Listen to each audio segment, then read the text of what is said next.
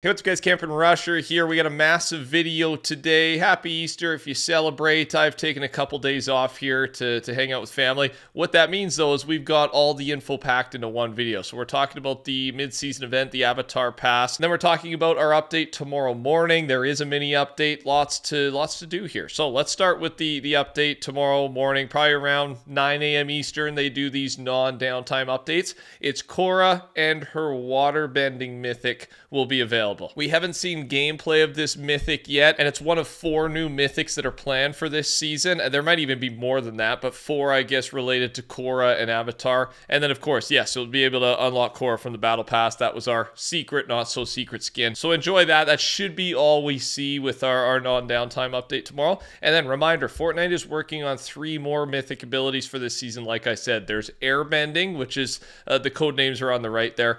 Earthbending and firebending. And of course, we're getting waterbending tomorrow. It allows you to throw projectiles at enemies and it heals you while you're in the water. That's really all we know about it so far. Last video, we talked about this big battle going on in the community right now, and it started with Gearsy, the creator, the owner of the map, The Pit. It's one of, if not the most popular map in Fortnite.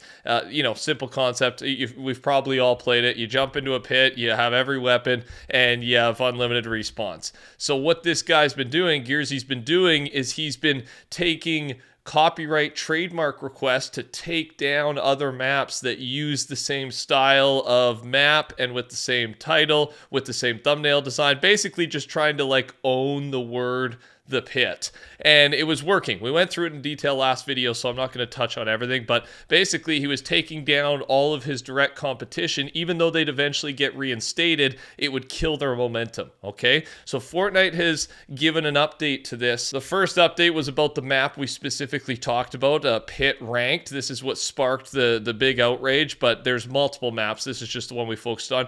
Fortnite said, your island is reinstated and live now. Creative freedom is essential to game development, and we believe this is a game genre that other creators should be able to build on, just like Battle Royale. So confirming that The Pit is going to be considered a genre, and this shouldn't be happening anymore. What Gearsy and his team are doing, they shouldn't be able to take down maps just because they have The Pit or that Pit style of gameplay. I think they're drawing a line in the sand. That's what this quote means from Fortnite. Now, the other part here is another comment they've made, and it was a reply to this tweet. We have to action DMCA and trademark requests as required by law. Here's the formal process that kicks off when a valid counter notice is filed.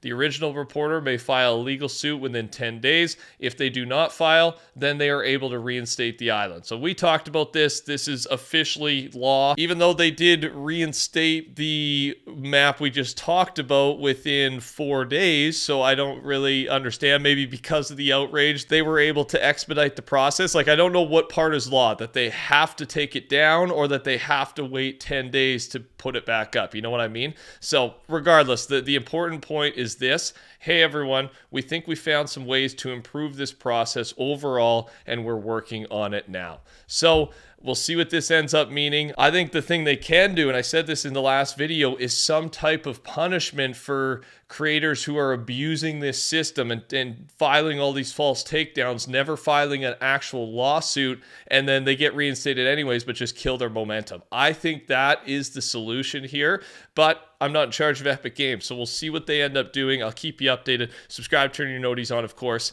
Let's move on. Fortnite Rocket Racing Season 1, we've got a name for it, and it's Neon Nights. So if you didn't know, Rocket Racing is technically in preseason still. Very excited for this. I played a lot of it during preseason, and I'm sure it's just going to be so much better. New game modes, time trials. There's so many things leaked. So I'm very excited for Season 1. We should see Rocket Racing creative flourish, I'm thinking, when it drops. And the release date for this should be April 9th, and that's our 29.2 update in just over a week from now. Big news there. Mark it in your calendar. That point 2 update could be even more massive than that. It's going to be big either way, but with this and then potentially the Avatar mid-season event, we're going to talk about that shortly.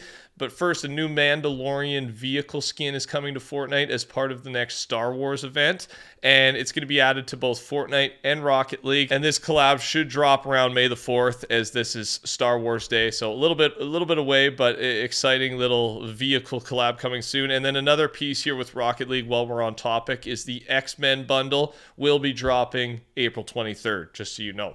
Fortnite FNCS 2024 has been announced. It takes place in Texas, and it's on September 7th and September 8th. Should be a massive event. I think there's a lot more hype in the competitive scene right now. A lot of big names have returned. I've enjoyed watching it more, so I hope that trend continues. The 8-bit demo skin from Save the World is most likely coming to Battle Royale. First reply is W Hitbox. Yes, these ones are always weird sometimes, right? The bigger models where it feels weird if you're in a box, a little box fight. Sometimes it clouds your view a little bit. I still use the skins. I'm thinking Guff when I'm talking like this. I'm thinking the Guff skin. And yeah, it might be a little disadvantaged, but it's worth it for the meme, right? I think it's a cool looking skin. We don't have a release date on that, but expect it to come soon.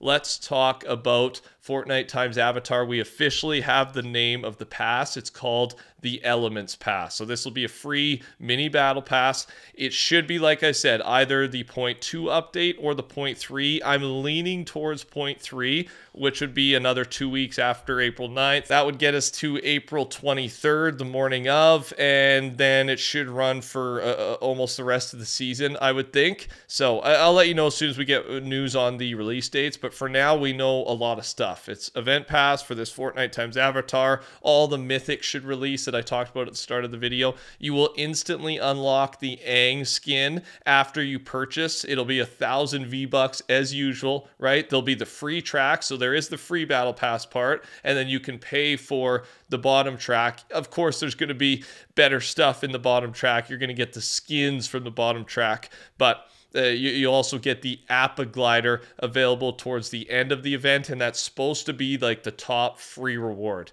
which I think it's a good reward. Skins have normal and Lego variants, and the event does end on May 3rd. I actually hadn't seen this yet, but it doesn't really change where we're at. I think that gives us even more information that April 23rd is going to be the start date for this, about a 2-week long event. We'll see. It still could go either way. I'm excited to see. The first Aang teaser, we talked about this on update night, is going to be this iceberg, and something we've learned about it, like you got the iceberg and then like this ice sphere, and it'll slowly drift closer and closer to the Fortnite map leading up to the event. And there's a bunch of these images that were added to the files of Appa, and we were all kind of confused at first, but what this is, Appa will be inside of this sphere basically spinning and turning around. That's what all these images represent. That's what we know. And then the final piece of news today is some bad news, but also, like, I guess one of the biggest trolls we've had in a while. If you're a fan of the channel, you know there was this massive Fortnite times Doctor Who collab event pass, whatever it was, that was leaked like over a year ago now, and we haven't talked about it for a while. It was completely fabricated. Some troll was able to, I don't know, make up this story, had all the leakers, had all the YouTube guys like me believe in it, and they can now confirm that all previous leaks for a Doctor Who collab were created as a hoax over multiple years by a known troll in the Fortnite community. As of now, there's no legitimate evidence, and then they could also confirm that the Dead by Daylight collaboration leaks were orchestrated by the same troll